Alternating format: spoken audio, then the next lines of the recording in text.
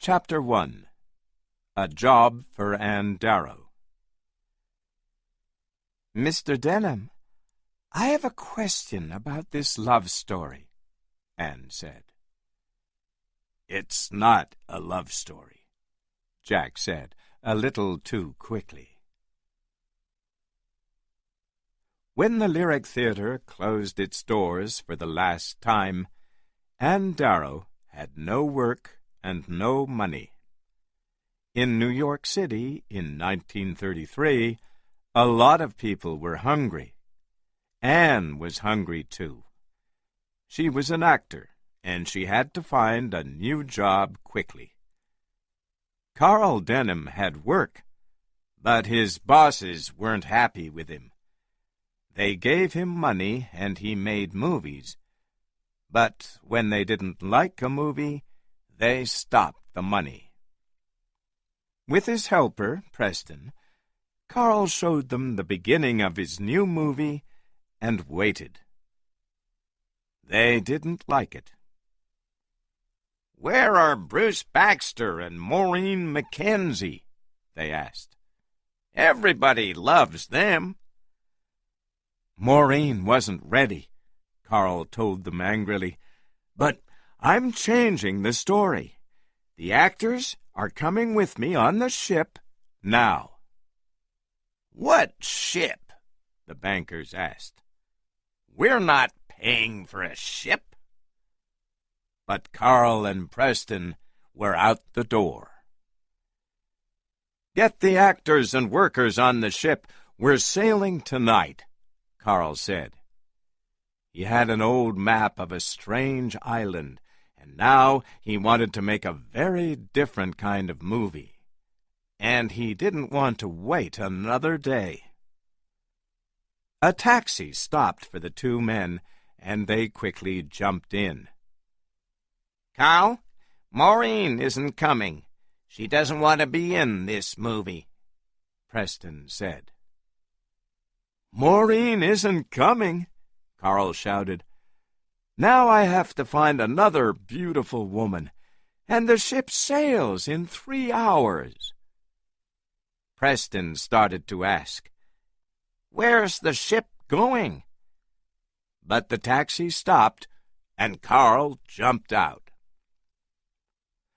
A fruit seller in the street in front of Carl turned his head away from his fruit for a minute, and a beautiful young woman quickly took some. But the fruit seller's hand was on her arm before she could run. "Excuse me," Carl said to the young woman. "I think this fell out of your hand." He gave her money for the fruit. Then he looked at her and smiled. "You're hungry," he said. "Let's go to a restaurant." In the restaurant, Anne told Carl about her life in the theater, and Carl told her about his movie.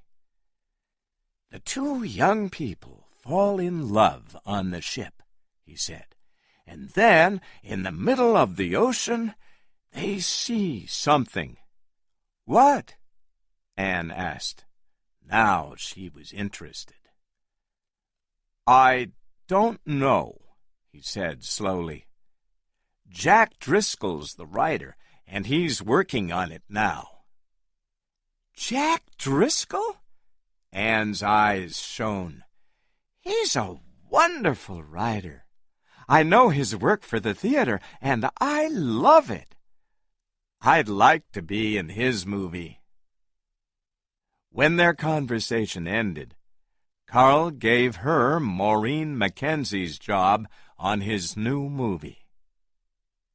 Later that evening, on the ship, Anne looked out at the lights of New York City and said goodbye to her home.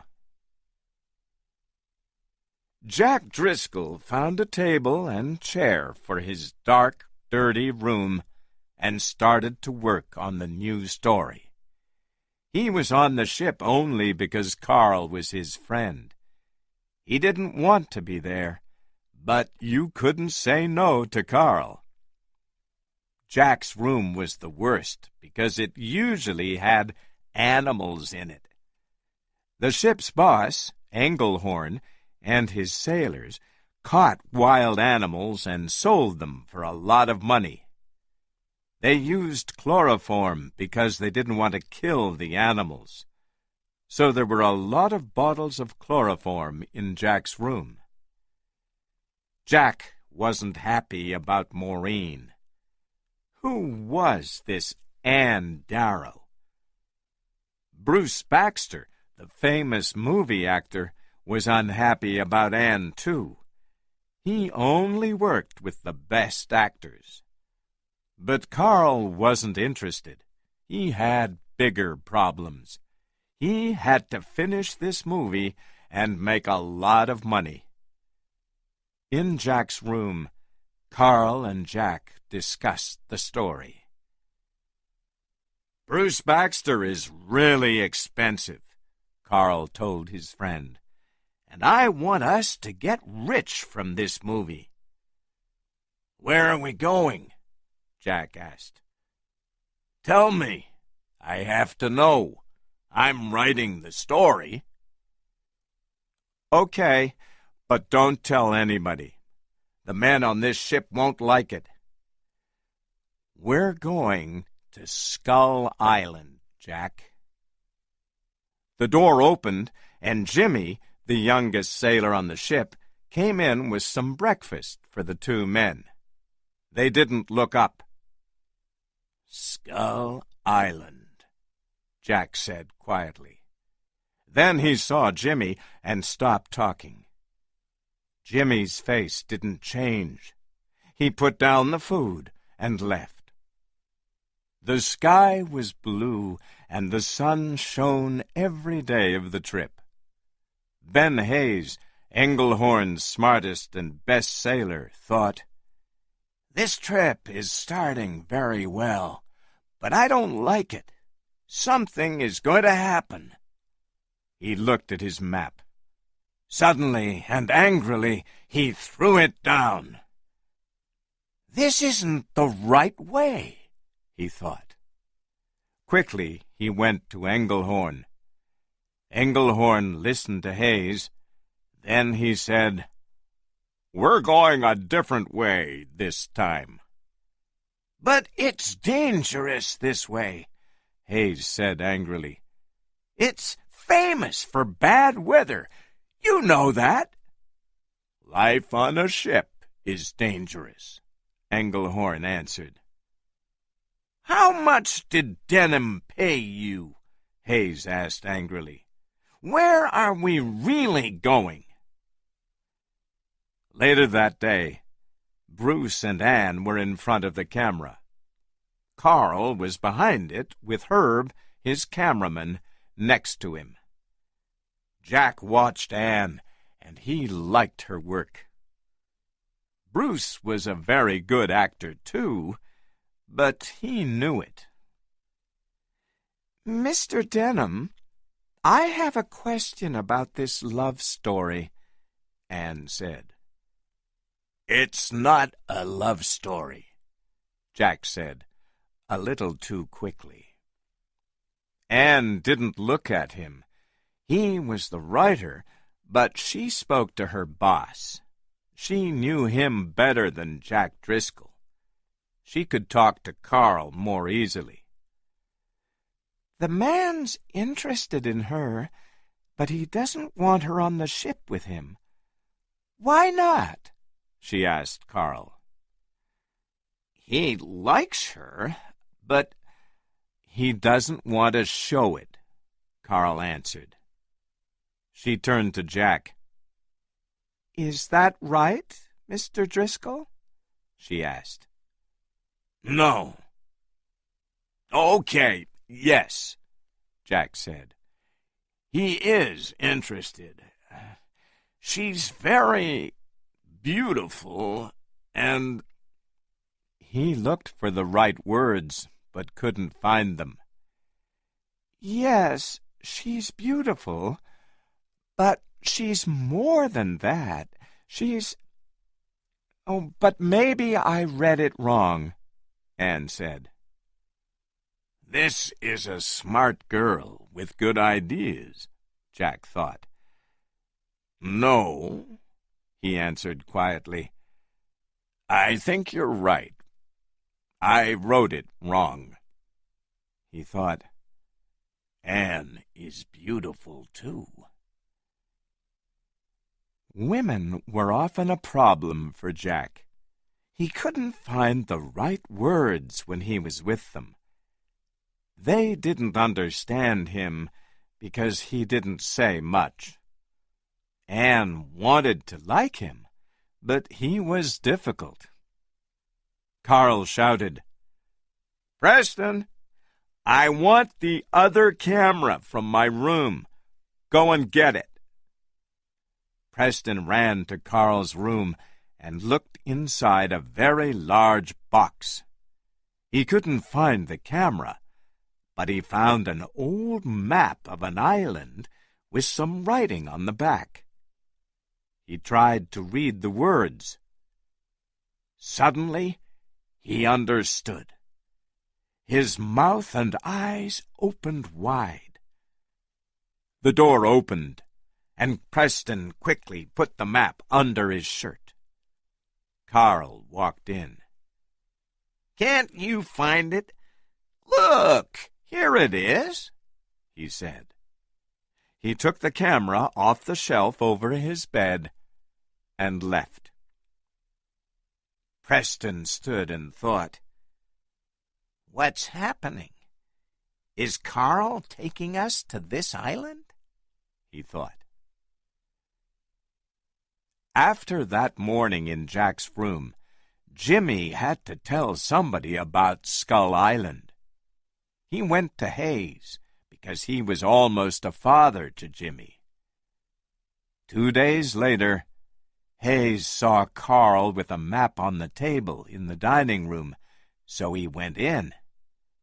Jimmy and Preston didn't look up from their breakfast. Hayes spoke to the cook. "Lumpy, do you think we're on our way to Sumatra?" he asked. "Of course not. We turned southwest," Lumpy answered. "Listen, men, I'm not looking for problems," Carl said. "No, but you're looking for something," Jimmy said quietly. "Yes, that's right, Jimmy," Carl said. He had to tell them now. "Skull Island. We're going to find it and film it. Then we'll show it to the world." Lumpy said, "In 1926, Mr. Hayes and I met a man on an island out in the ocean. He almost died on Skull Island. He talked about a great wall 100 meters high." "Why did people build the wall?" asked Carl. "Kong is the answer," said Hayes. "That's a crazy old story," said Carl. "There was never really a giant on the island."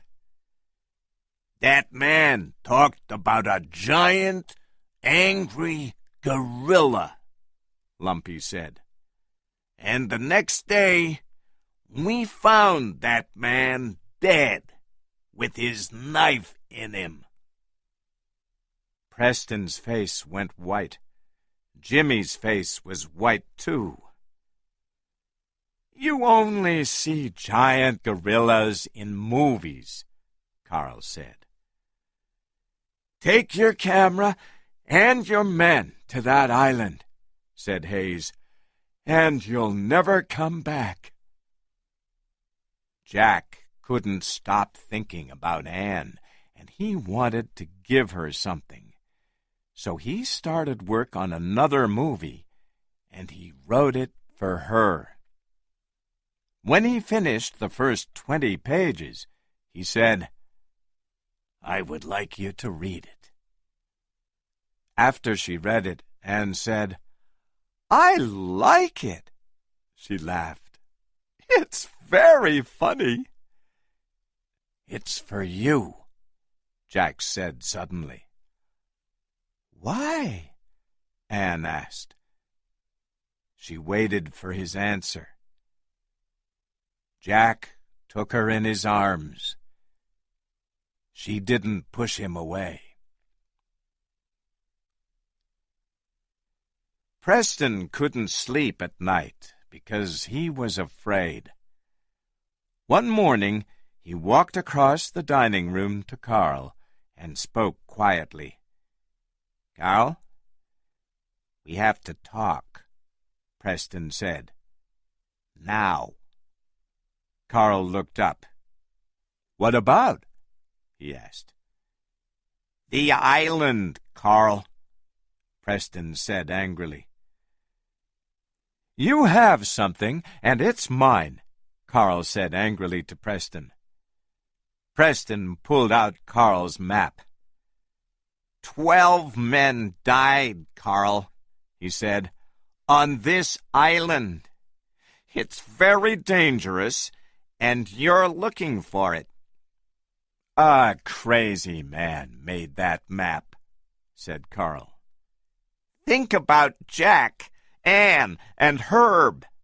They're your friends." "Yes, and I pay them," Carl said angrily. "You have to tell them," Preston said. "Do I?" said Carl. "They'll leave. They'll be afraid." "Afraid? I'm afraid," said Preston. Anne heard their conversation, but she didn't understand.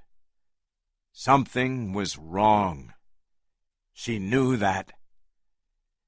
"Is this trip going to be dangerous?" she thought.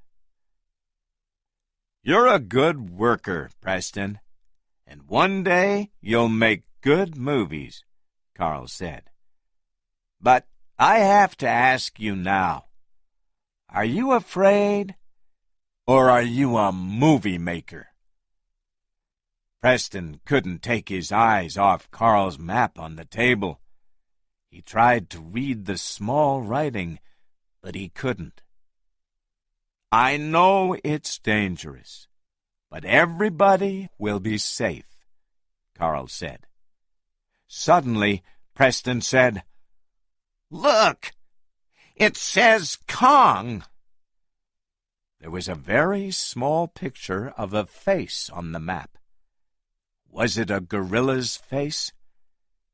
Preston's angry eyes turned to his boss.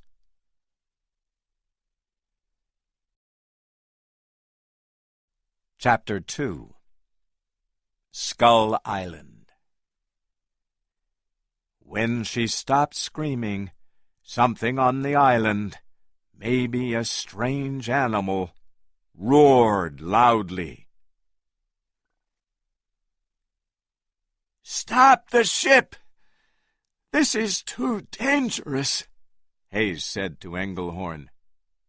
"We'll get out of here and find better weather," Engelhorn said. "How much water is under the ship?" he asked his sailors. Every man on the ship wanted an answer to that question. Engelhorn and Hayes didn't know this way. Were they near rocks? They hoped not. Suddenly, Jimmy screamed, "Wall! There's a wall in front of us! We're going to sail into it!" Engelhorn shouted to Hayes, "Stop the ship!" Hayes quickly tried to stop it, but the front of the ship hit the wall. "Rocks!" screamed Jimmy. Engelhorn could do nothing now. The ship was in dangerous water and moved wildly up and down. Some sailors fell on the floor. Other men ran and shouted. They had to save their ship. Nobody wanted to die on these rocks. Suddenly, Carl could see Skull Island, a rocky mountain with very old ruins at the top. Its giant black rocks stood out of the water, and they looked dangerous. "Here's the movie camera," said Preston to his boss, ready for a day's work. The two men left quickly, but nobody saw them. "We're taking in a lot of water," Hayes shouted suddenly. The sailors worked quickly, but they didn't have much time. They had to get the water out of the ship. "Come quick!" Jimmy shouted to Engelhorn. Engelhorn and Hayes quickly followed Jimmy up the stairs and looked. 4 sailors were in a small boat with Carl, Jack, Preston, Anne, Bruce, Herb, and Mike, the sound man. "They're going to the island," said Jimmy. "Do you want me to bring them back?" Hayes asked. "No, we're leaving here as quickly as we can," Engelhorn said angrily. He never liked Denham, but now he hated him. On the small beach at Skull Island, Carl was as excited as a little boy, but the other visitors weren't. Anne took Jack's hand and looked up at the old ruins and the large statues in the rocks. From high above, the statues' angry faces looked down on them. "They don't want visitors here," Jack thought. Carl, Herb, and Mike got the cameras and lights ready. "Okay, Herb, film the statues. Anne, you're afraid. Bruce, put your arm around her.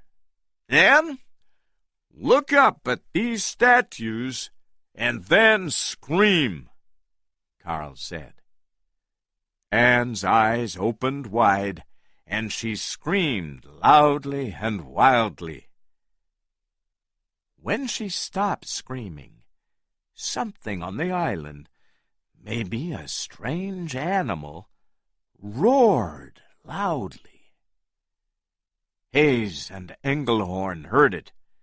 They turned quickly and saw hundreds of birds.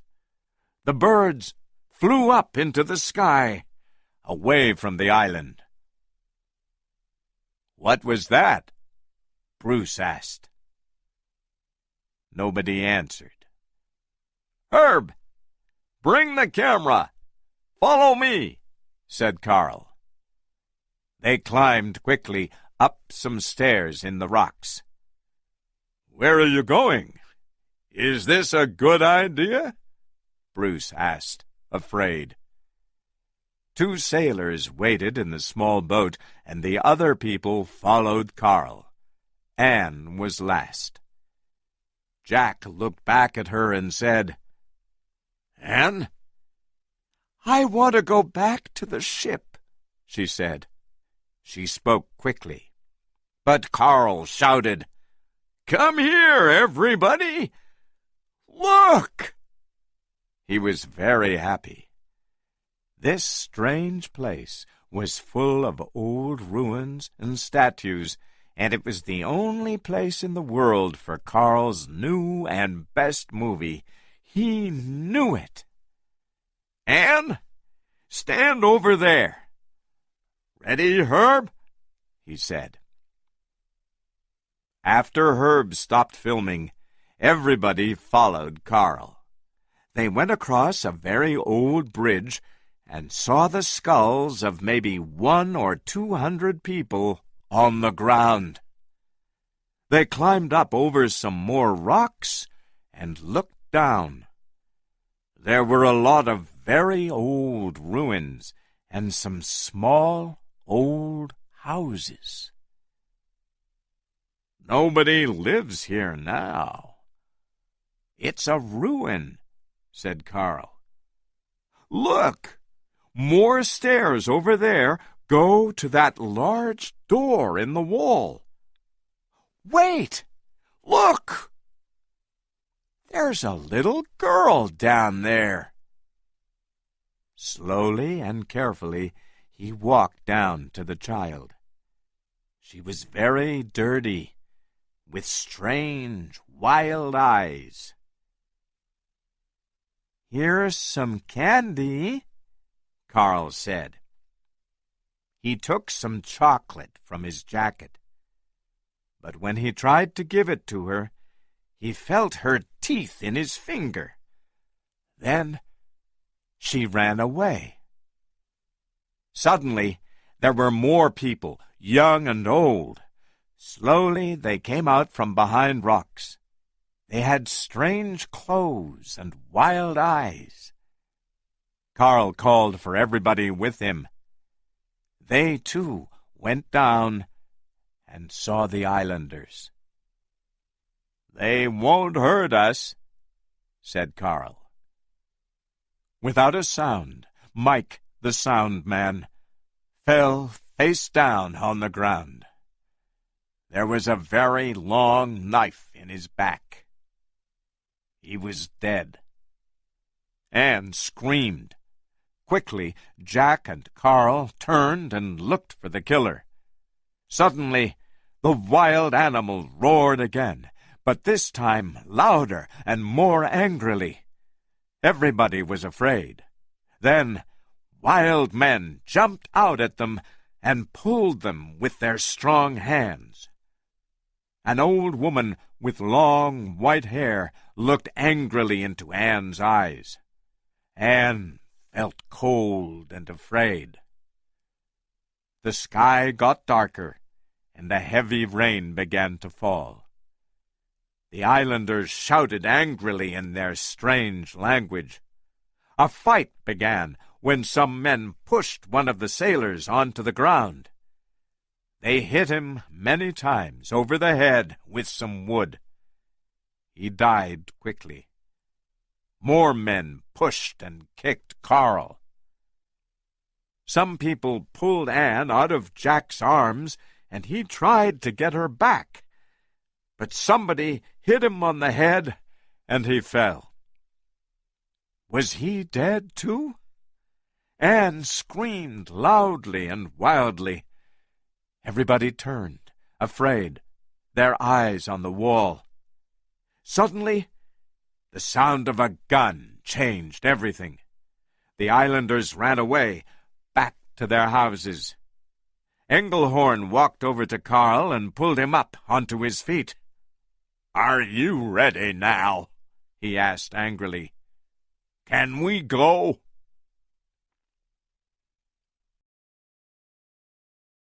Chapter 3. The Wall. "What's happened to Anne?" he thought wildly. "Did the islanders get on the ship? Do they have her?" "The ship is too heavy. Throw tables, boxes, everything into the ocean," Engelhorn shouted. Everybody was back on the ship now, but they couldn't get it off the rocks. Sailors carried things out of Lumpy's kitchen and threw them into the water. Engelhorn saw Lumpy's sad eyes, but he had to save his men and his ship. The water was higher now, so maybe it was possible. But the ship moved wildly up and down. It was a black night. Nobody saw the islander when he jumped from the island's highest rocks. Everybody on the ship was too busy. His feet hit the floor of the ship without a sound, and he moved quickly. In her room, Anne didn't want to think about Skull Island or Mike, now dead. In her head she could hear the loud roar of that strange animal in the jungle. What was it? She thought. Jack wasn't dead. She was happy about that. He'll be okay, she hoped. Jack woke up in his room. Slowly he remembered Skull Island, Mike, and the wild islanders. Then he remembered Anne. When she screamed, something in the jungle roared back. What was it? Anne! He had to find her. He got up slowly and tried to walk. His head hurt really badly, and the ship moved quickly up and down, right and left. But he had to find Anne. When he got to her room, the door was wide open. A lot of her things were on the floor, but there was no Anne. Jack felt sick. What's happened to Anne? He thought wildly. Did the islanders get on the ship? Do they have her? Herb and Preston sat in Carl's room, but Carl couldn't sit quietly. We got away. We have to be happy about that, Carl said. But Mike didn't get away, Preston said sadly. Mike worked hard for me, and he loved his job. I'm going to finish this movie for Mike. We'll give the money to his family. Yes, good. We'll do that, Herb said. 2 sailors came to Carl's door. We have to throw your bed, table, and more heavy things into the ocean. Everything goes, they said. Take it away, boys, said Carl. The men carried a lot of things out of Carl's room. We got some great film there, Herb said. We filmed Skull Island, Carl answered with a smile. It was dangerous, but now we can finish filming Anne and Bruce in a safe place. He looked around his room. Something isn't right, he thought. Where's my camera? He shouted. Then he jumped up and ran out. One of the sailors started to throw Carl's camera into the ocean. Carl shouted, No, not that! Stop! He jumped and quickly took the camera from the sailor's hands. Throw that camera in the water, Engelhorn shouted at Carl. No more filming. Men are dead because you want to make a movie. Don't come near me or my camera, Carl shouted angrily. Engelhorn hit Carl in the face, and he fell. The camera flew across the floor. Suddenly, the ocean pushed the front of the ship up high, and Engelhorn fell. Carl jumped up and saved his camera. There was a long, loud noise from the bottom of the ship, and then, away from the rocks, they were free. Jack ran down some stairs. At the bottom, he found a dead man on the floor, but he couldn't stop. He had to find Anne before it was too late. He looked around wildly. Which way did they go? At the same time, Hayes carefully turned the ship around and sailed out into the ocean. The men shouted happily. Now they could go home. We're free now, Engelhorn thought. You did that very well, he said to Hayes. Then he turned and saw Jack. Stop! Jack shouted. We have to turn back. It's Anne. She's not on the ship. Engelhorn's eyes turned to the island. Those people have other plans for us, he said. A lot of water went into Anne's mouth and hurt her eyes. The man had one arm around her and a rope in his other hand. Other men stood on the island with the other end of the rope and pulled them out of the water. They had her now. Anne was very weak, and she couldn't scream. Hayes looked at the men's faces. Every sailor on the ship liked Anne and wanted to get her back safely. He looked at Engelhorn. Engelhorn thought carefully for a minute. Then he shouted, "Get ready, men! We're going back!" They quickly put 2 small boats into the water and threw guns into them. Carl and Jack helped. Jack saw fires on the top of the great wall. They shone in the dark night sky, and there was a lot of smoke. "Will they kill her in those fires?" he thought. The 2 small boats went out onto the ocean with Carl, Preston, Bruce, Herb, Jack, Engelhorn, and 20 sailors. Hayes and Lumpy got another boat ready. "We don't have much time," Hayes thought. In the dark, the islanders pushed Anne to the wall. The heavy rain didn't put out the fires on the top of it. Some old people cried, afraid of the animal behind the wall.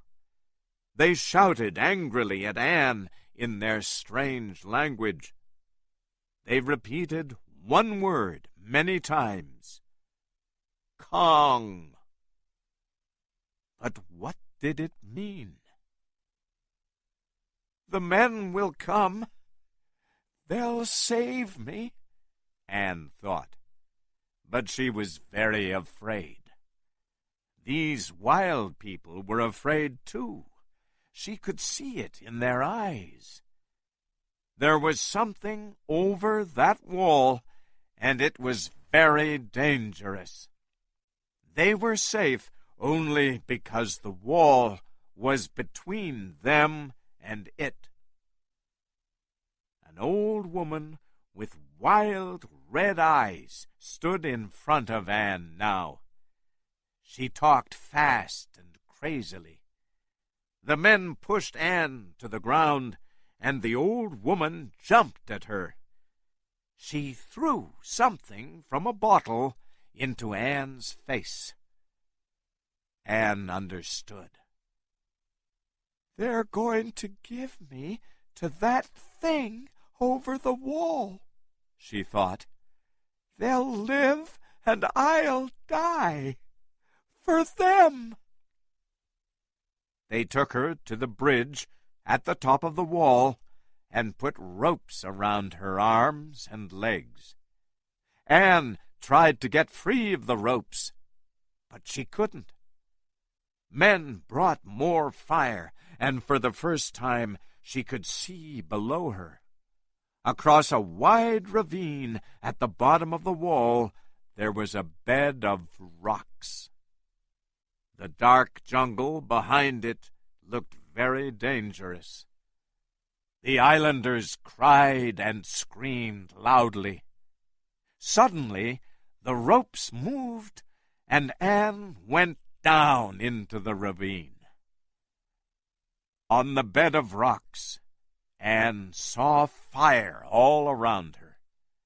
She could see faces of statues in the hot light of the fire. Was this their theater? And was she the actor? Then there was smoke all around her, and she couldn't see. She felt very weak, and everything hurt. The islanders stopped shouting. Through the smoke, Anne saw something very big and dark. It jumped quickly through the trees on its heavy feet. Anne's eyes and mouth opened wide, but she couldn't scream. Suddenly, she saw it. A giant gorilla, about 8 meters tall. She couldn't take her eyes off his ugly black face. He was an intelligent animal. She could see that in his eyes. On his face were old cuts from many fights. Suddenly, he roared louder than before. Anne screamed. The islanders up above her on the wall cried and screamed too. Kong put out his large black hand and easily pulled Anne from the ropes. He carried her away into the thick jungle. Then she heard guns. "Too late! You're too late!" she cried. Engelhorn and the sailors shot into the sky, and the islanders ran into the ruins. Some ran to their houses. When Jack was almost to the wall, he heard Anne's screams. Then he heard the loud, angry roar of an animal. "What was that?"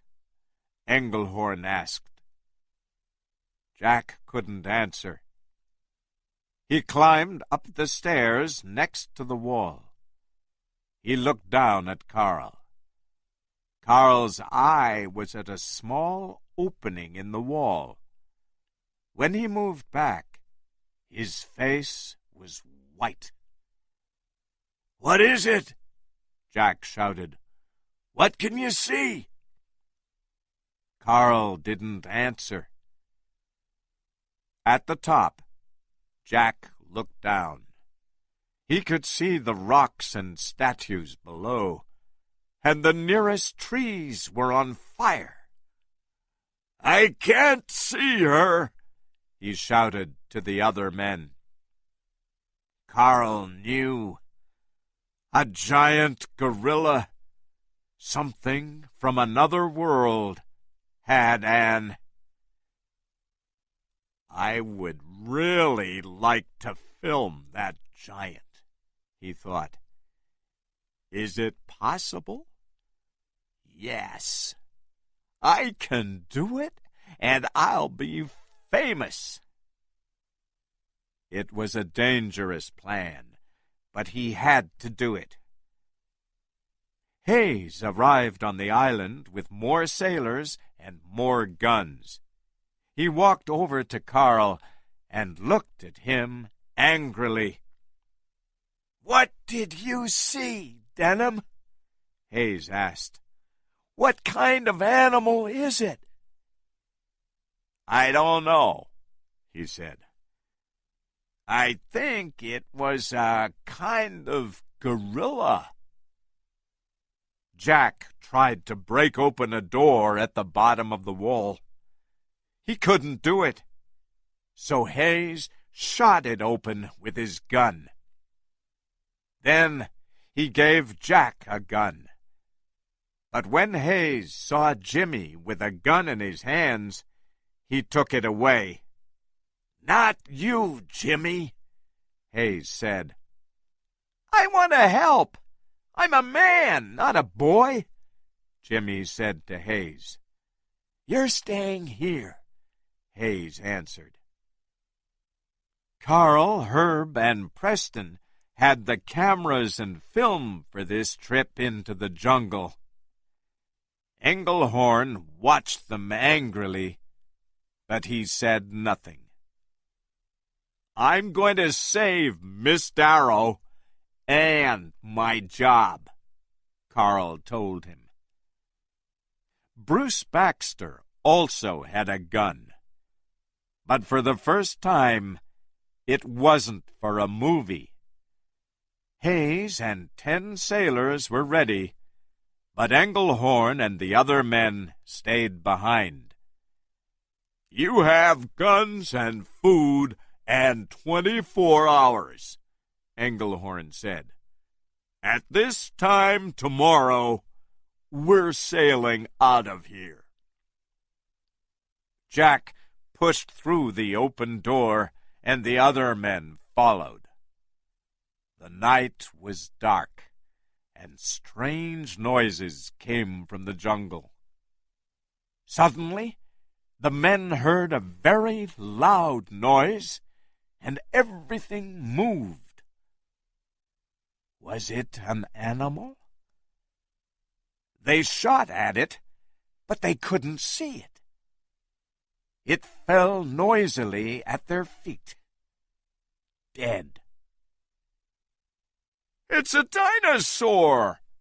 shouted one of the sailors. Carl quickly took his camera from Herb, but before he could do anything, there was another dinosaur in front of them.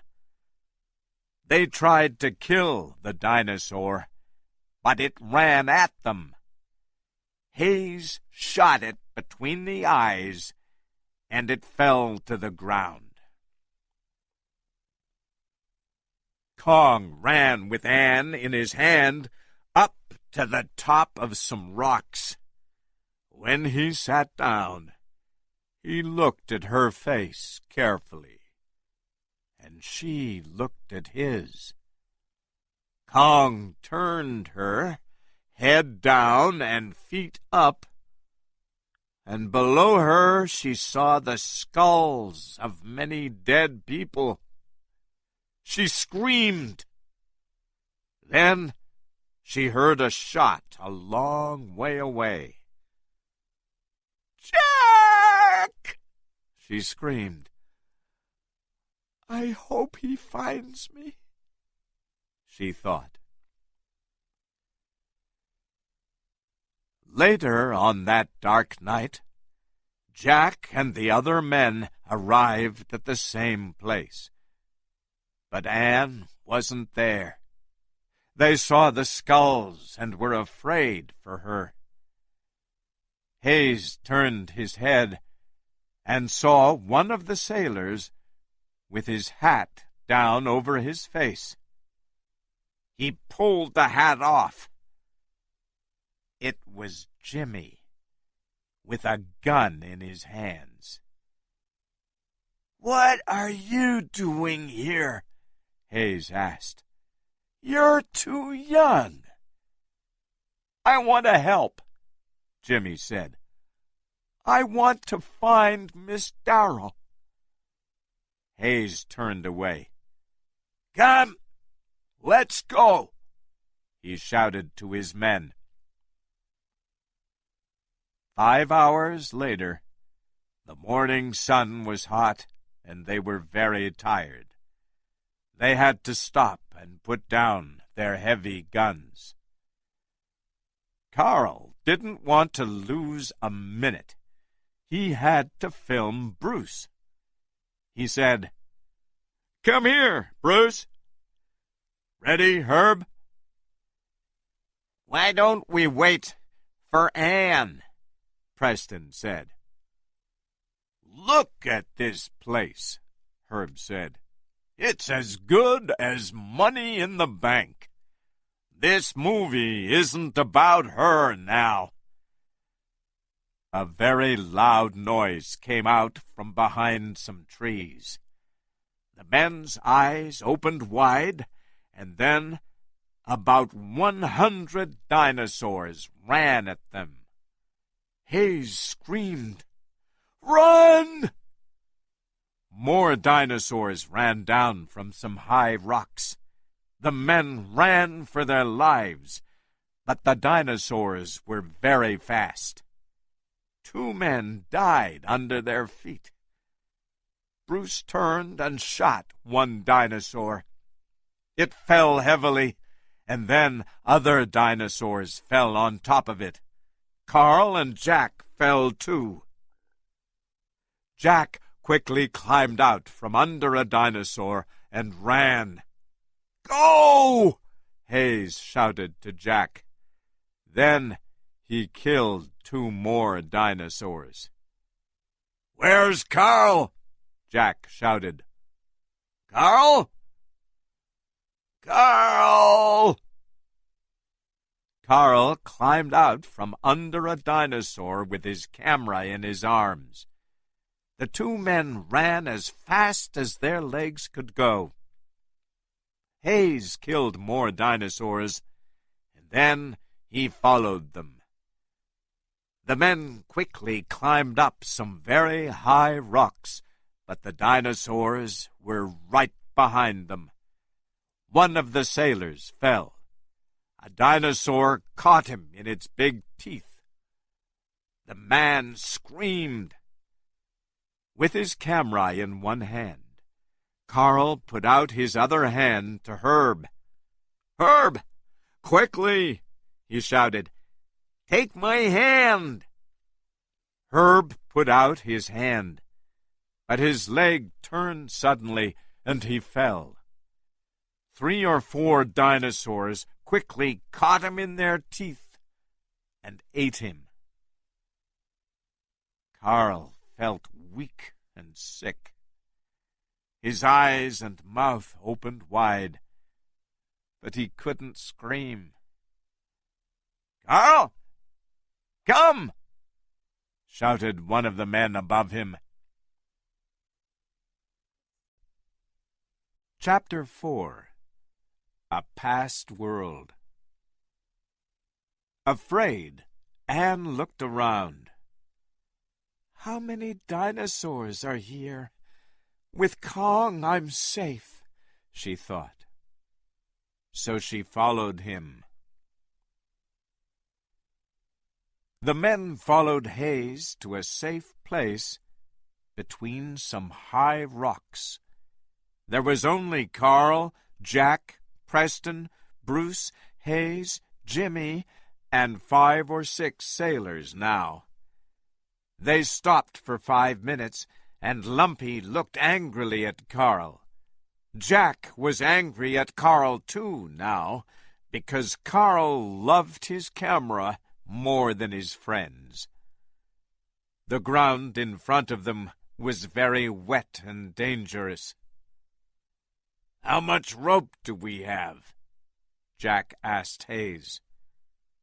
"Are you crazy, Jack? We can't go across there," Lumpy shouted. One of the sailors said, "She's dead, and we are too." "Let's go back," Bruce said. "We only have 9 hours before the ship sails."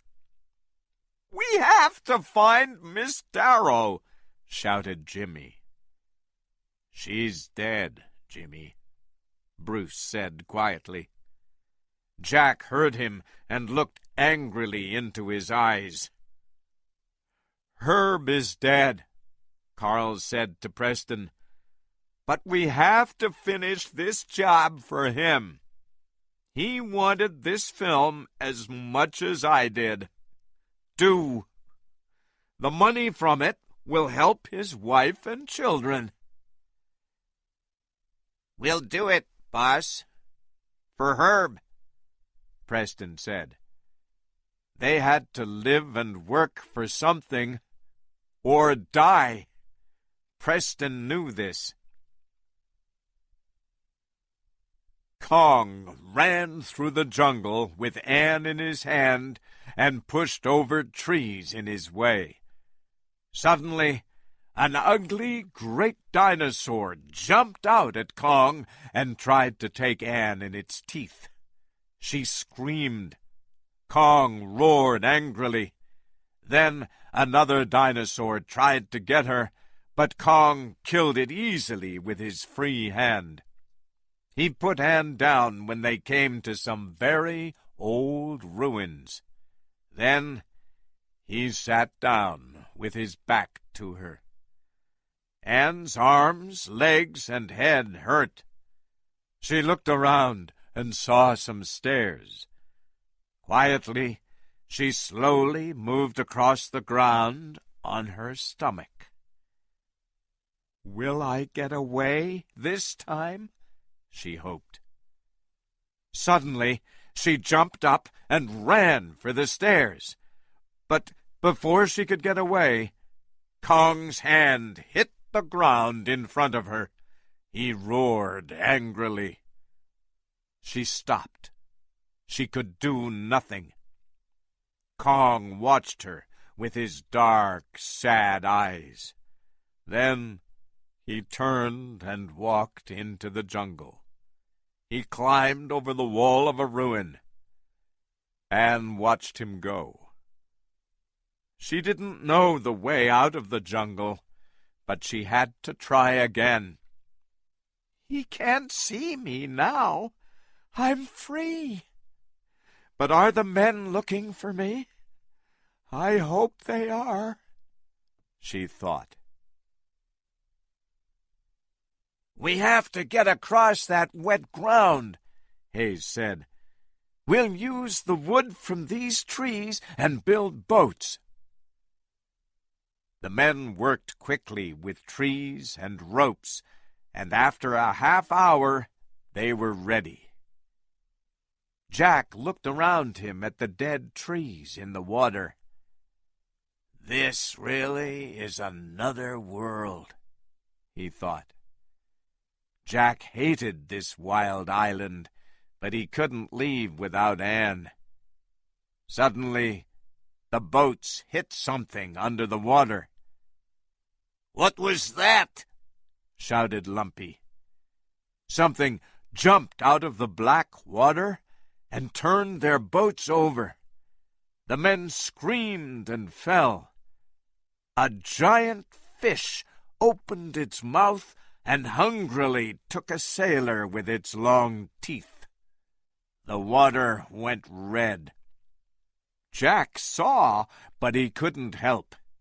There were vines around his legs, and he couldn't get free. His head went under the water. Then it came up and went under again.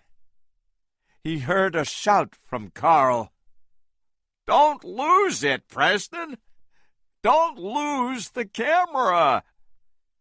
Suddenly, Carl shot the fish.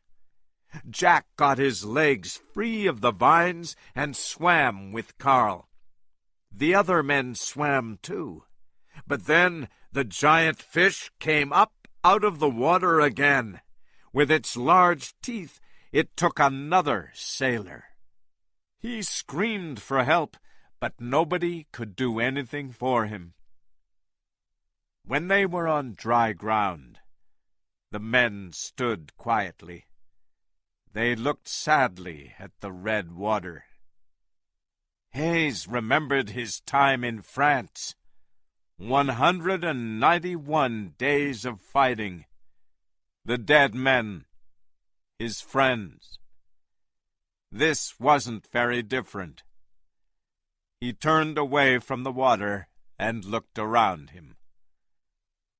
"Look at the ground," he said to the men. "That giant walked through here." Suddenly, there was a loud noise, and Hayes quickly turned around. A dead dinosaur was on the ground behind him. Smoke came from Jimmy's gun. "Don't think you're so smart," Hayes said to Jimmy. "You're too young for this." Jimmy felt bad. "I know you don't think much of me," he said angrily to Hayes. Hayes walked away. "He loves you, Jimmy," Lumpy said. "He doesn't want to lose you. Don't be angry." Jimmy wanted to be a man. He wanted Hayes to understand that.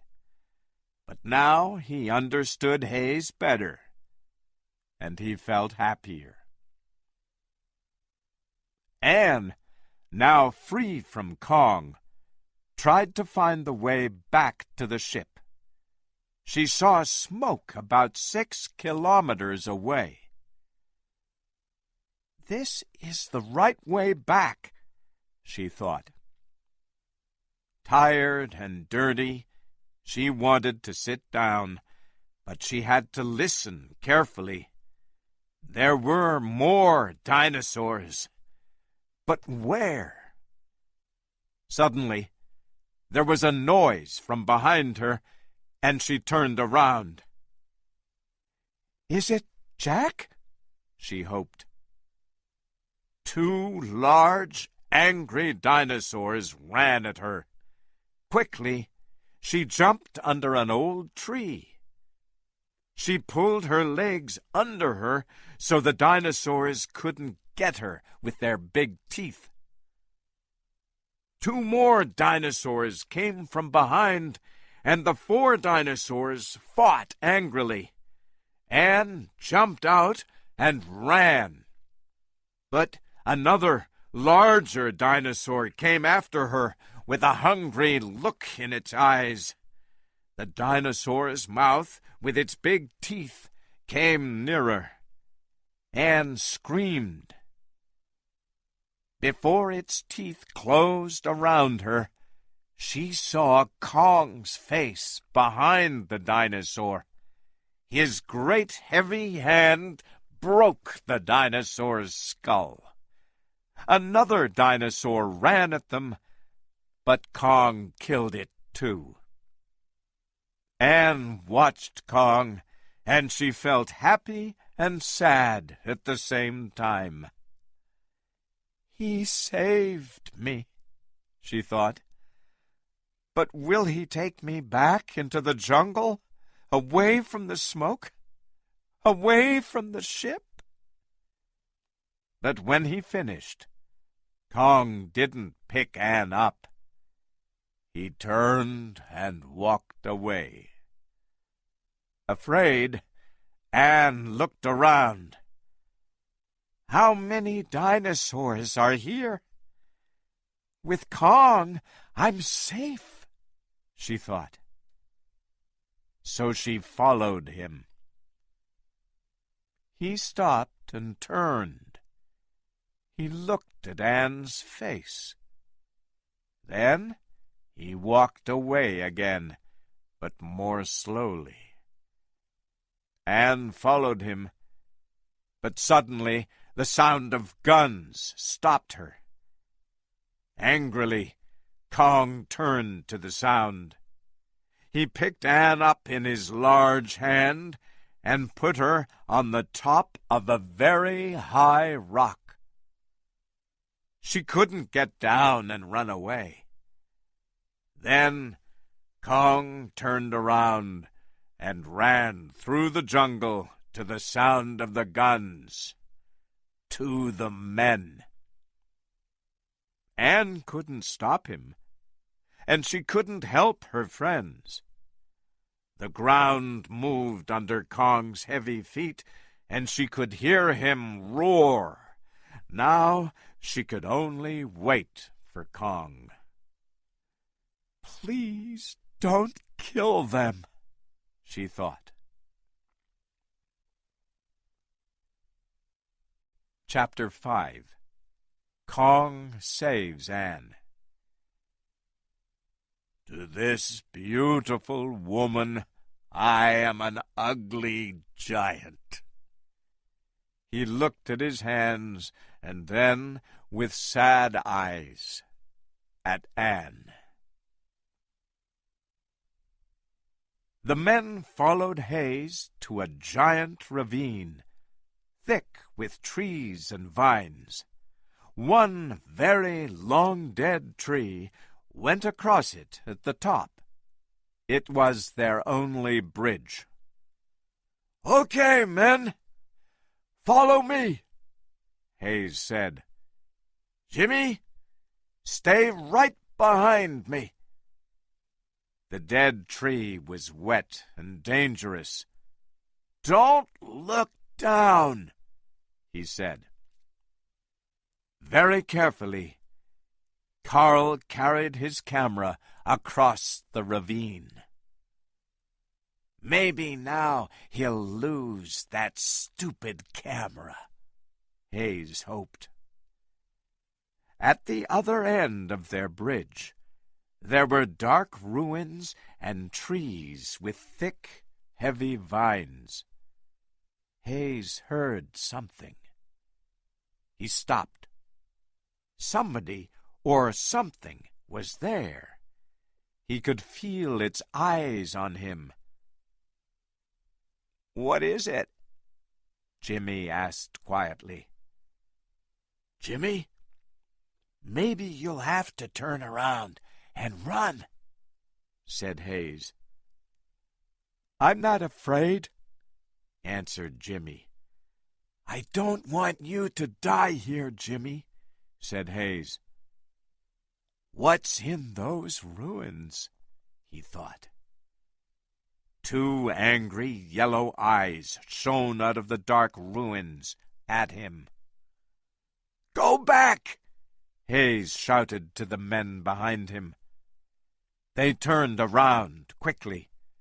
Hayes shot into the ruins. Suddenly, the watcher jumped out at him. For the first time, Jack saw the giant gorilla. It was as tall as the trees, and it ran at Hayes. Its large hand picked him up. Jack's face went white. Jimmy couldn't leave Hayes. He wanted to help his friend. "No, Jimmy! Go back!" Hayes shouted. Hayes was unafraid, and he shot Kong in the face. Kong roared angrily. Jimmy and Jack, half the way across the bridge, turned and looked. Suddenly, Kong threw Hayes across the ravine. The men heard the sound when Hayes hit the north wall of the ravine hard. There was no question. He was dead. "No!" Jimmy cried. Kong roared. Jimmy's eyes were wet and very angry. He started to go for Kong. He wanted to kill him. Jack pulled Jimmy down onto the tree. Suddenly, Kong hit the tree with his heavy hand, and Jack and Jimmy fell. Quickly, they put out their hands and caught the vines on the tree. The vines stopped their fall, but it was a long way down to the bottom of the ravine. "We can't stay here, but we can't move," Jack thought wildly. Lumpy was almost safely across the bridge. Carl, too, was almost to the other end when he fell onto his stomach. His camera flew out of his hands and into the tree near Lumpy. "Get it, Lumpy!" he shouted. But Lumpy kicked the camera, and it fell into the ravine. Suddenly, Kong picked up the dead tree. Carl saw Jack and Jimmy with the vine in their hands, but he couldn't help them. The sailors on the tree tried not to fall, but then two men screamed. When they hit the bottom of the ravine, their skulls broke on the rocks. Then another man screamed and fell. Kong roared angrily and threw the tree into the ravine. Jack, Jimmy, Carl, and Lumpy went down with it. They fell into some thick, wet, brown water. It was strangely cold. The men were hurt, but not badly. 3 sailors were dead. Lumpy's best friend was one of them. Kong turned and walked away. Jack looked for Jimmy and found him in some vines. He put his arms around the young man, and Jimmy cried. Carl sat up and saw his camera on the rocks. He couldn't use it now. There was black film everywhere. Suddenly, some ugly underground animals climbed onto Lumpy's dead friend. Before Lumpy could move his friend away, 100 or more of these strange, ugly animals came up out of the ground. Jack and Jimmy tried to kill some of them, but there were too many. Lumpy screamed loudly. One of the animals had his head in its mouth, and then it ate him. More animals arrived before the loud sound of guns came from above. Bruce Baxter and Preston shot and killed a lot of the ugly things. The other animals ran away.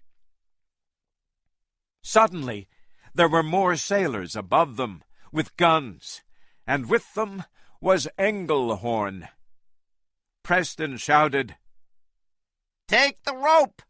I'll pull you up!" Jack helped Jimmy up, and then he went for Carl. He put the end of the rope in Carl's hands. Carl didn't look at him. He had a strange smile on his face.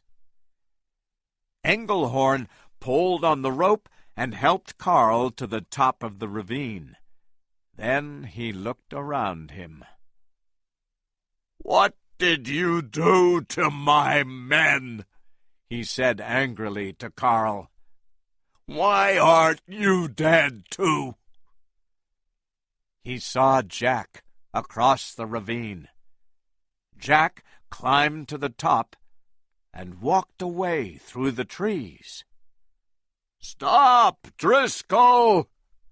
Don't be stupid!" Engelhorn shouted. "I'll see you later," shouted Jack.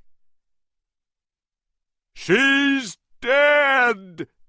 Engelhorn shouted to him.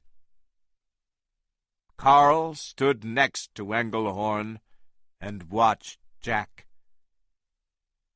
"She's not dead. Jack's going to bring her back to the ship," he said. Engelhorn looked at Carl. Carl had a new plan, but what was it? "That gorilla will be right behind Jack, too," Carl said slowly. "We can win this game." "Are you planning to catch that gorilla and take it home?" Engelhorn asked. He laughed at Carl's stupid idea. "You catch wild animals, and you have a lot of chloroform on the ship. We can use that," Carl said. "I don't think we can," answered Engelhorn. "Jack, be careful!" Carl shouted to his old friend. "Don't close the door in the wall," Jack shouted back. "I won't," shouted Carl. After a minute, when Jack couldn't hear, he said quietly, "I'm sorry, Jack." Kong went back to Anne and took her down from the high rock. For the first time in this jungle, she felt strangely safe. He jumped across a ravine and then across a river. She was a small plaything between his large fingers. Then he stopped and put her down. She looked up, and high above her head was a statue of a giant gorilla. "That's you, Kong," she said. Kong looked at Anne, a very small person, and at the giant statue. He understood something for the first time. "To this beautiful woman, I am an ugly giant." He looked at his hands, and then, with sad eyes, at Anne. Slowly and carefully, he picked her up again and took her to a very high mountain. From up there, Anne could see the ship, only about 5 kilometers away. The orange sun slowly went down in the west. When Kong put Anne down, she saw the skull of a giant gorilla on the ground near her. Was this his mother's or his father's skull? Maybe his brother's or his wife's. Anne understood. He had nobody, and she was his only family now. Anne put her hand on Kong's arm, but he didn't look at her. She wanted to make him happy, so she danced for him, but he didn't look. "Look at me," she said. "Look." Slowly, he turned and put one finger in front of her. She put her arms around it, and he pulled her up.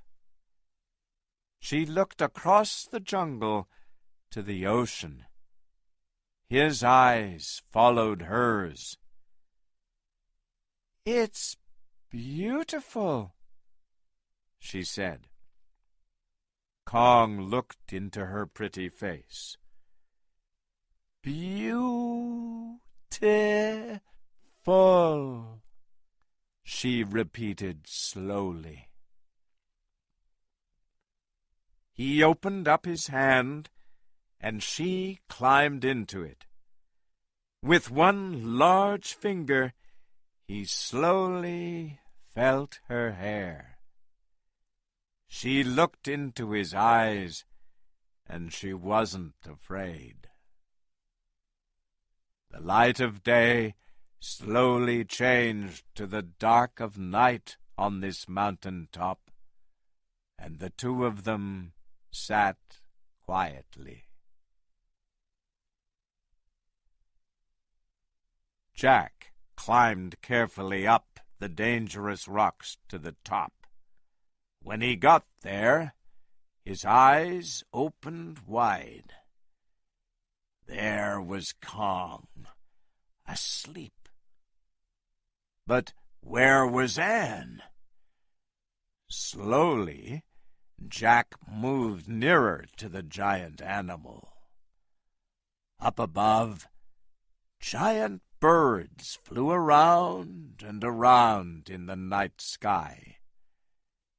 Jack was near Kong's feet when he looked up at the gorilla's hand.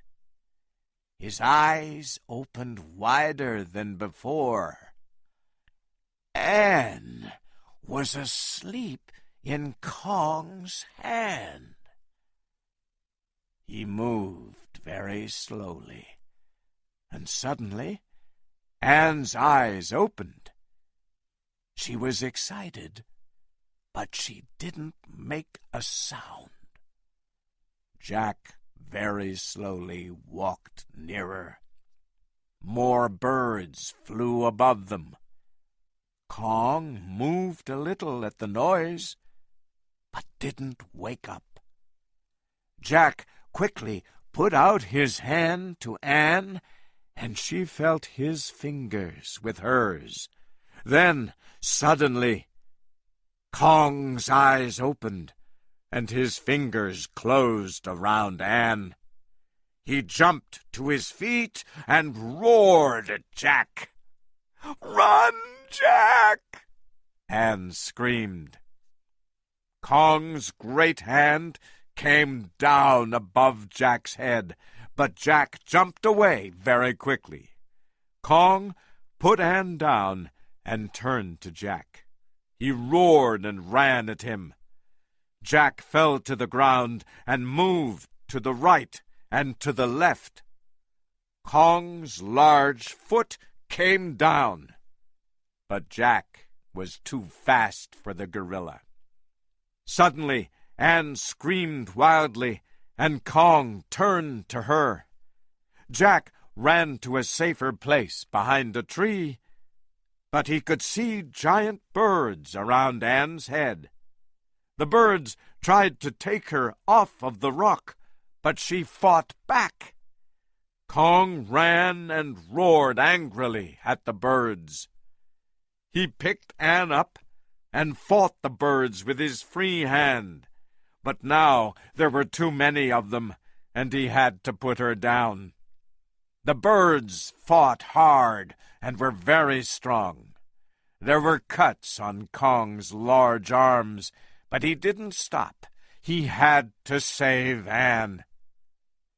Jack quickly ran and took Anne's hand. There was only one way out of there. It was almost 2,000 meters to the bottom of the mountain, but they had to try. Anne put her arms around Jack, and he caught a thick vine in his hands.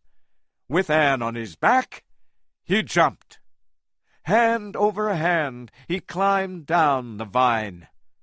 Kong roared from above.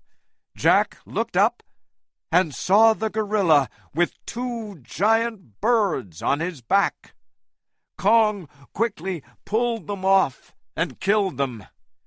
The other birds flew away. "No, don't go. We have to have a little more time," Jack thought. Jack and Anne were only 100 meters down the vine when Kong began to pull them up. A giant bird came back and flew around them. Jack took one hand off the vine and caught the bird's foot. Then Jack quickly took his other hand off the vine and took the bird's foot. But he and Anne were too heavy, so the bird started to fall. Jack looked down, and below them he saw a fast river. His hands left the bird's feet, and they fell. Anne screamed. Above them, Kong roared. The river carried Jack and Anne away very quickly, but after a minute or two, they came to a quieter, slower place in the river. They swam out and fell on the ground. They were very weak, but they weren't dead. "Jack?" Anne said. "Here I am," he answered. "Did he follow us?" "He will." Anne turned her head and looked at Jack. She was wet, dirty, and very afraid, but he saw a different Anne. "She is really beautiful," he thought, and suddenly he felt better. "Thank you," said Anne. "For what?" he asked her. "You saved me. Only you," she answered. He wanted to say something, but he couldn't find the right words. He put out his hand and felt her face. She put her hand out to him. Then he moved away from her. Anne didn't understand, so she pulled away too. Before Jack could say anything, Kong roared above them. They quickly jumped up and looked up at the mountain top. Kong's heavy feet came nearer, so they ran for their lives. Anne felt very bad about Kong now. I'm his only family, and he saved me, she thought. But I want to go home. She was afraid and felt sad for Kong at the same time. Anne and Jack ran very fast through the jungle, and the trees and vines cut their faces and arms. Suddenly, in front of them, they saw the wall. There was the rock bed at the bottom of the great wall. Kong roared and roared, louder and angrier. Between the wall and the rock bed was the ravine. There was the bridge. Anne remembered it well. But it was up, and they couldn't go across. "Put down the bridge!" Jack screamed. "Help us, please!" Anne cried. She turned. Kong broke down the last trees between them and him. Anne looked up at the wall and said, "They left. They're not here." "Carl!" Jack shouted. The morning sky was a beautiful color. Behind the wall, Carl heard his friends, but he did nothing. Preston, Jimmy, Bruce, and Englehorn stood behind him. "Put the bridge down," Preston said angrily to his boss. "Wait," Carl answered. One of the sailors had a big knife in his hand. He was ready, but he waited for Carl's word. Carl said nothing. Preston said angrily, "No, you're not the boss now." He quickly took the knife from the sailor and cut the rope. It flew back at him and cut his face badly. The bridge went down, and Carl saw Kong's eyes behind Jack. With the bridge down, Jack and Anne ran across it. At the same time, Kong jumped over the ravine. Jack and Anne ran through the open door in the wall. Then they stopped and looked back. Two sailors had chains in their hands and were ready. Preston was near, and he, too, was ready. He tried to clean his cut face with his shirt. The shirt turned dark red, but he didn't have time for that now. Englehorn was ready, too, with a large bottle of chloroform. "What are you doing?" Anne asked Englehorn. Kong roared angrily and tried to break down the wall. He found a small, weak place and kicked it hard many times. "Get ready!" Englehorn shouted. Kong angrily broke through the wall and ran. But then he stopped and looked around. His eyes found Anne. Then Kong put out his hand to her. "Do it now, Englehorn!" shouted Carl.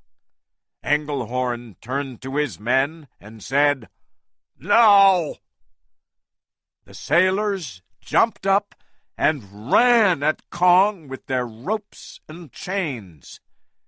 Jack watched angrily, but what could he do? "No!" Anne cried. "Carl, are you crazy?" Jack shouted. Some sailors on the wall were ready, too. When Engelhorn shouted to them, they threw a large bag down on top of Kong. Then they quickly put chains on him. He was on the ground, but he didn't stop fighting. "Chloroform!" Carl shouted to Engelhorn. Anne cried, "No, don't do this!" She started to run to Kong, but Jack took her arm. "Anne, he'll kill you," Jack said. "No, he won't," she cried. She had to help him. When Kong tried to get up, Engelhorn threw the bottle of chloroform into Kong's mouth and eyes. Then the men pushed giant rocks off the top of the wall onto Kong's head. Anne ran from Jack's arms to Engelhorn and caught his arm. "Stop it! You're going to kill him!" she shouted. Engelhorn looked at Jack and shouted, "Take her away!" Jack wanted to save Kong, but first he had to save Anne. He pulled her to the beach, away from the men, away from the gorilla. Suddenly, Kong stood up and roared loudly. "We can't stop him!" shouted one of the sailors. "Kill it!" shouted Engelhorn. "Shoot it!" "No! I want him, but not dead!" Carl shouted. But Kong was free of the ropes and chains and ran for Anne. "Get in the boat," Jack said to Anne.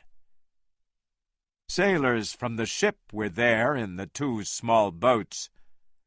"No, he wants me. I can stop this," Anne shouted. Kong roared angrily from above, and Jack pushed Anne into the boat. "Take her," he said. "Take your hands off me. I'm going to him," she shouted angrily. Engelhorn jumped into the little boat with Anne and Bruce. "Let's get away from here now," he shouted. Jack and Jimmy got into a second boat with Carl and Preston. Jimmy wanted to shoot Kong, but Carl stopped him. Anne watched Carl's hands when he opened another bottle of chloroform. She felt very sad and angry, but she couldn't do anything. Jimmy shot Kong in the leg. Now Kong was angrier and more dangerous. He quickly ran to the boat and hit it hard. Carl fell into the water with the bottle of chloroform in his hand. Kong picked the boat up out of the water. Sailors screamed and fell into the ocean. Kong picked up the boat and threw it onto some rocks. Jack came up from under the water with Jimmy under one arm. Kong looked at Anne. "Go back!" she shouted to him. Engelhorn shot Kong in the leg, and he fell. Anne cried and tried to get out of the boat. One of the men stopped her. Carl was on some rocks, and Kong was near him now. Carl opened the bottle of chloroform and threw it in Kong's face. Kong's eyes closed, and he put out his hand to Anne. Then he fell onto his back, asleep. Anne felt cold. She thought, Kong's life is changing here on this beach. It'll never be the same again.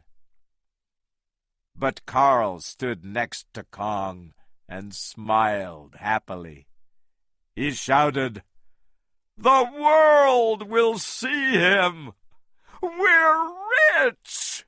His name will be in lights on Broadway! Kong, the giant gorilla from a past world!" Chapter 6. Kong in New York City. Suddenly, Kong broke free from his chains. People started to understand. Nobody was safe. They screamed. In New York's Times Square, Preston stood across the street from the Alhambra Theater and looked up at the lights above its doors. "Kong, giant from a past world," he read.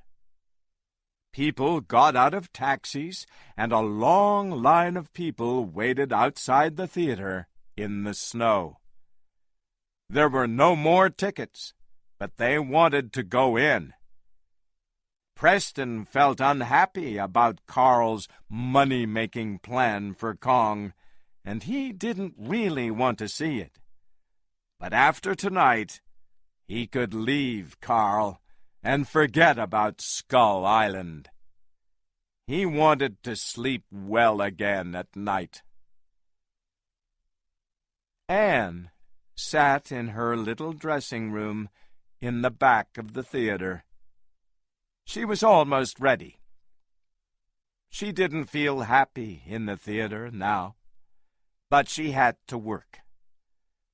After those 2 days on Skull Island, everything about her life felt strange. Preston sat down inside the theater and looked around for Carl. He saw him up front with the bankers. They looked happy. But when Carl saw Preston, he quickly turned his head. Then he smiled for a newspaper man with a camera. Jack Driscoll was in another theater on 42nd Street. He sat and watched the actors in his new story. But he couldn't stop thinking about Anne. Kong was in the Alhambra Theater that same night. He knew that. "Is Anne there too?" he thought. He hoped. He left the theater and walked quickly to Times Square. He had to see her. Carl was as excited as the people in the theater. "Thank you! Thank you!" he said to them. "I'm going to tell you a very strange story. On a dangerous trip to Skull Island with my actors, 17 people lost their lives. They died when they tried to save a young woman from a giant animal. You'll see this giant here tonight. He saw a beautiful young woman from New York, and he loved her. You all know stories about an ugly animal's love for a beautiful woman." In her dressing room, Anne looked beautiful in her long white dress. Her yellow hair shone under the lights. But she was a different person now, and nothing could change that. "Are you ready, Miss Darrow?" a man at her door asked. "Wait a minute," said Anne. "Here he is! Kong!" shouted the happy Mr. Denham. The people jumped when they saw Kong. Some almost screamed. Jack stood in the back of the theater, and he understood. He remembered the first time for him, too. Kong sat on the floor, with his hands and legs in heavy chains. Jack felt a little sad for him. Then some men pulled on the chains from above and pulled Kong to his feet. Again, some people almost screamed. "Now you will meet Mr. Bruce Baxter," Carl said. "Mr. Baxter saved the young woman from this dangerous giant." The people loved the famous actor and shouted his name loudly. Then Carl told them about the wild islanders. When he finished, girls in strange clothes came out and danced in front of Kong. The giant gorilla wasn't interested. Jack watched the dancers, but he didn't like them. A man next to him said, "We learned something about Carl on that trip. When he loves something, he ruins it." Jack turned his head and saw Preston. He was right. "Now you can meet our beautiful young woman," Carl shouted happily. "Miss Anne Darrow." Jack felt sick. "How can she do this?" he thought. He remembered the trip back to New York when she didn't speak to anybody. A woman in a long white dress came out and stood on a bed of rocks in front of Kong. The gorilla looked carefully at her. "This is strange," Jack thought. "Doesn't he remember Anne?" Then Kong's eyes opened wide and shone angrily at this strange woman. He roared and roared. Jack understood. "That's not Anne." He turned to Preston and said, "Where is she?" In another theater, Anne danced with other girls in long white dresses. She tried hard on this night not to think about Skull Island, but she couldn't stop thinking about Jack. "He loved me, I know that, but he couldn't tell me. Why? Something wasn't right between us. But what?" Jack asked again, "Where is she?" "I have no idea," answered Preston. "Carl wanted her to do this, but she said no. So he found another girl." Men from the newspapers took a lot of photos of the woman and the gorilla. Kong didn't like the lights from the cameras, and he roared angrily. "Come, Denham!" shouted one of these men. "We want a photo of you with the gorilla." Carl pulled Baxter into the photo with him. "Here's your story, boys," he said. This man saved the beautiful woman from the dangerous giant gorilla, the Great Kong. Kong pulled harder and more angrily at his chains and roared wildly. Preston looked at Jack, and they felt afraid. "We have to get these people out of here," Jack said. "He's going to break the chains." "You have to leave," Preston said to a man in front of him. "Everybody has to leave," Jack said more loudly. "Do you know that I paid $10 for these tickets?" the man said. Suddenly, the woman in the long white dress screamed. One of Kong's hands was free. People saw, but they didn't understand. Some people laughed, and other people shouted happily. "Get out of here, now!" shouted Jack to the people around him. "Go!" Again, Kong roared angrily and very loudly.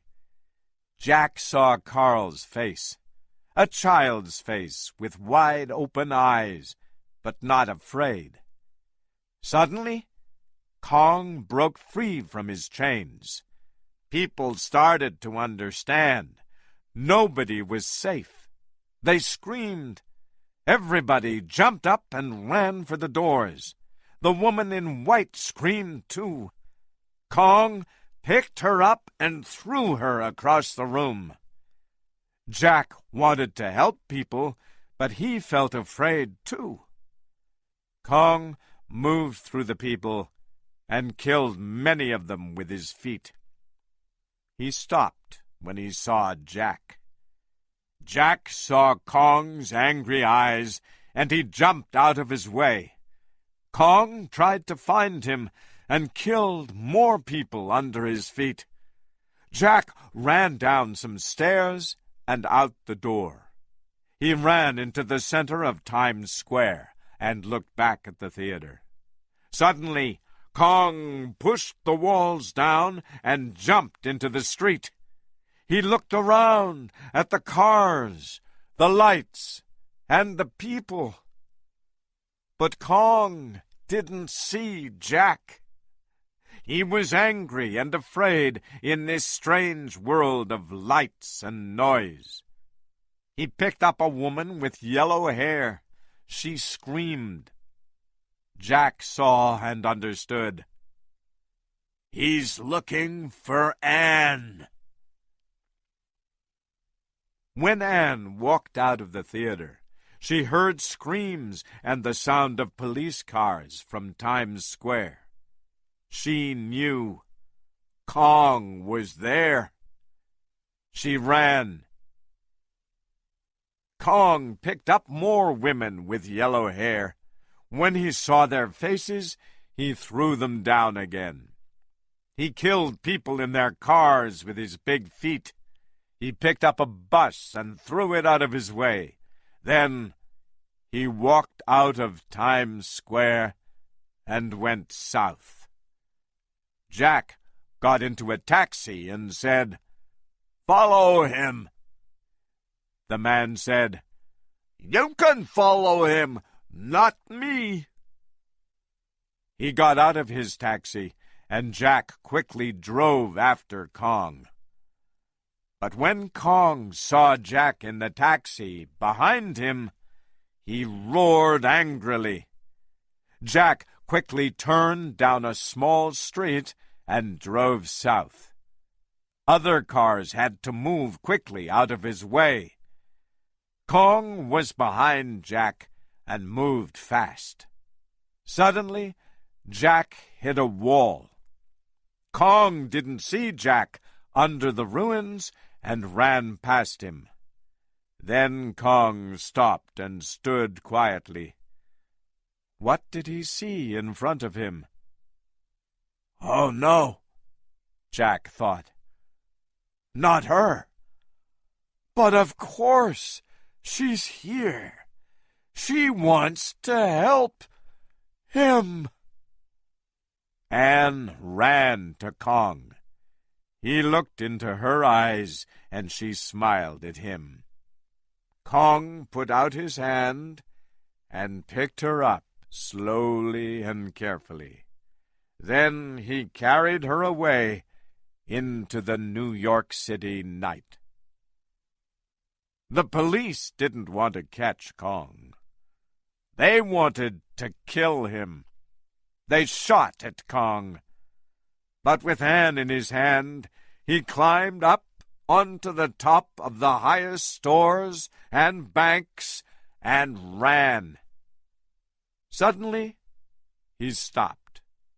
Across 34th Street, he could see the Empire State Building, the tallest in the world. Below, in the street, Jack thought about Anne and his mistakes. Why didn't I tell her about my love for her? Now it's too late. It didn't have to end this way. I have to save her. I have to save our future. 100 or more men with guns were ready on the ground. Kong roared angrily down at them. A policeman shouted, "Shoot!" Jack felt sick. It can't end this way, he thought wildly. Anne will die. The men shot at the gorilla, but suddenly Kong jumped across 34th Street to the Empire State Building. Quickly, he put Anne on his back and started to climb up. Everybody's eyes were on the gorilla. Jack ran. I have to save Anne. I'll get into the Empire State Building through that door there, he thought. Nobody could stop him. Anne looked down hundreds of meters to the ground below and felt afraid. A strong, cold wind pulled at her, but she didn't scream. Kong climbed higher and higher. When he was almost at the top, he carefully put Anne down. Why are we here? Why did Jack have to save me on Skull Island? This is the worst end for everybody, she thought. She looked sadly at Kong. Kong sat down and looked across New York City. Anne thought about the mountain top in the jungle. Does he think we are safe here? Maybe. But this time he's wrong. The sun started to come up, and the sky was a pretty color. Kong looked at Anne, and she understood. Yes, it is beautiful, she said. She looked up and saw 4 airplanes with large guns. Kong looked too, and then at Anne. He roared and pushed her to the wall behind him. The airplanes were nearer now. No! She screamed. The airplanes came at Kong from the north, south, east, and west, and shot him. He roared again, and then started to climb higher.